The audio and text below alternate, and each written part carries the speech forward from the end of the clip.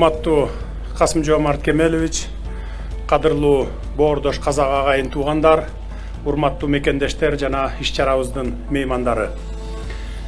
Бүгүн кыргыз-казак эли үчүн маанилүү күн. Биз бул күнгө кылымдарды бирге карыткан, бата айтсак алкышы бир, санат айтсак айтышы бир канатташ казак боордошторубузду тосууга өзгөчө ниет, өзгөчө толкундануу, ата-бабалардан бери келаткан бир туугандык жылуу сезим менен даярдык көрдүк. Ошентип, казак элинин улуу акыны, философ, гуманист, көркөм сөздүн чебери Абай Кунанбай уулунун айкелинин ачылыш аземине чогулуп олтурабыз. Барыңыздарды сөз касиетин даңаза кылган улуу акындын Бишкек шаарындагы айкелинин ачылышы менен чын жүрөктөн куттуктаймын.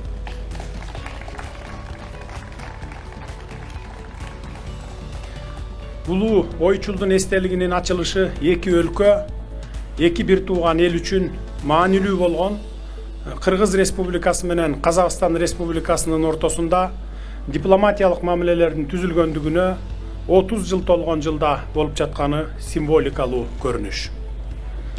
Казакстан Республикасынын президенти Касым-Жомарт Кемеловичке жана эки элдин эзелтен берки келаткан ынтымагын мындан арыда чыңдай турган иш-чарага катышкан бардык адамдарга чоң ыраазычылык билдиремин. Бул эстеликтин кыргыз жергесинде тургузулушу Казакстанда эле эмес, Кыргызстанда да Абай Кунанбай уулунун улуу жолуна, чыгармачылыгына, сөз касиетине өзгөчө урмат менен мамиле жасаларын айгинелейт. Айкөл Манас менен ер көкчөдөй баатырларды, Токтогул менен Абайдай акындарды, Чыңгыз менен Мухтардай улуу жазуучуларды жараткан асыл эл экенибизди дагы бир жолу даңазалайт. Урматтуу Касым-Жомарт Кемелович, Абай Кунанбай уулунун өмүрү жана чыгармачылык жолу кылымдардан бери ооздон түшпөй келаткан накыл кептери тууралуу окумуштуулар, илимий кызматкерлер эле эмес, төкмөлөрүбүз менен жазуучуларыбыз дагы көп эскерип, таамай таасын көптөгөн эмгектерди калтырышкан. Эзелтеден бери жайласа жайлоосу, кыштаса кыштоосу бир болгон эки элдин Кыргызстан менен Казакстандын ортосундагы бир туугандык, достук байланыштар ажырагыс экенин тарых далилдеп турат. Демек, башкача болушу да мүмкүн эмес. Себеби мунун артында дүйнөдө жок, эки элге гана тиешелүү болгон дүйнө тааным, бай маданият, эч ким бөлө алгыс руханий алака катыш жана чырмалышкан адам тагдырлары менен тарыхы бир элдер турат.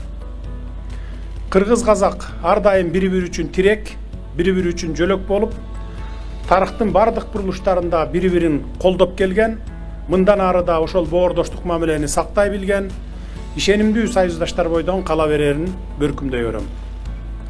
Урматтуу Касым-Жомарт Кемелович, 2020 жылы казак элинин классиги Абай Кунанбай уулунун 175 жылдыгына карата анын адабий мурасын кеңирүү жайылтуу максатында Алыкул Осмонов атындагы Кыргыз улуттук китепканасында Абай атындагы маданий борбор ачылгандыгын эске сала кетейин.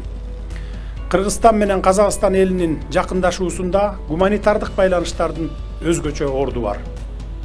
Боордош эки элдин жалпы руханий мурасын сактоону милдет деп эсептейм.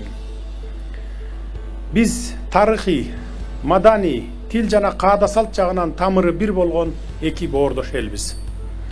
Биздин тышкы саясатыбызда Казакстан Республикасы артыкчылыктуу орунду ээлейт жана ага өзгөчө маани берилерин баса белгилейм. Байыртадан калыптанган бекем достукка жана бир туугандыкка негизделген союздаштык жана стратегиялык өнөктөштүк кызматташууну чыңдоо биздин башкы милдетибиз. Азыркы учурдагы кыргыз-казак мамилелери мындан ары да бекемделип, эки өлкөнүн элдеринин кызыкчылыгында өнүгө берет деп ишенем. Ардактуу замандаштар, сөзүмдү жыйынтыктап жатып, дагы бир жолу эки элге тынчтык, бакубатчылык жана жыргалчылык каалайм. Бүгүнкүдөй жакшы саамалыктар менен мыкты чөрөлгөлөрдү ишке ашыруу эки өлкөнүн ортосундагы достукту жана кызматташтыкты чыңдоого өбөлгө болот деп ишенем. Көңүл бурганыңыздар үчүн терең ыраазычылык билдирем. Курбеттүү Садыр Нуркожа уулу, кадырлуу кыргыз бауырлар, ардақты ағайын, бүгін қазақ пен қырғыздың рухани өміріндегі ерекше күн. Бішкек төрінде Абай ескерткішінің бой көтеруі қырғыз елінің қазақ халқына деген айрықша құрметінің белгісі.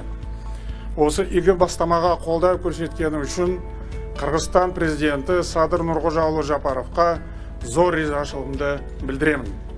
Бұл қадам Алатаудың бөктерін қатар жайлаған екі елдің бауырластығын бекемдей түсетіні сөзсіз. Бүгінгі кездесу шын мәнінде халқымыздың ауылы аралас, қойы қоралас екеніне айқын дәлел. Ағайын елдердің тамырластығын кезінде Абайды айтқан. Ұлы ақын қазақтың тарихына тоқталған кезде қырғыз бауырларды ерекше атап өткен. Ол еш қазақ қырғыз бен қазақтың бір тұқымдас екеніне таласпайды деген. Расында екі ұлттың тегі мен тілі бір, жүрегі мен тілегі бір. Айыр қалпақты ағайынға біздің ықыласымыз қашанда ерекше. Көп ұзамай елімізде Манас ескерткіші бой көтереді. Бұл есім қазаққа өте танымал. Бәріміз әйгілі Манасқа шын құрметімізді білдіреміз. Сол арқылы қырғыз ағайынға деген сыйластығымызды танытамыз. Манастану ғылымының негізін қалаған Шоқан Уәлиханов екенін еске салғым келеді. Манас жырының тағдыры тартысқа түскен кезде оған Мұхтар Әуезов араша түскенін білеміз. Осының бәрі бір-бірімізге деген жанашылық пен тілектестіктің көрінісі. Мен біздің бауырластығымыз бен достығымыз ешқашан мызғымайды деп сенемін. Қырғыз ағайынға бақ береке тілеймін. Ынтымағымыз арта берсін, достығымыз мәңгі бола берсін.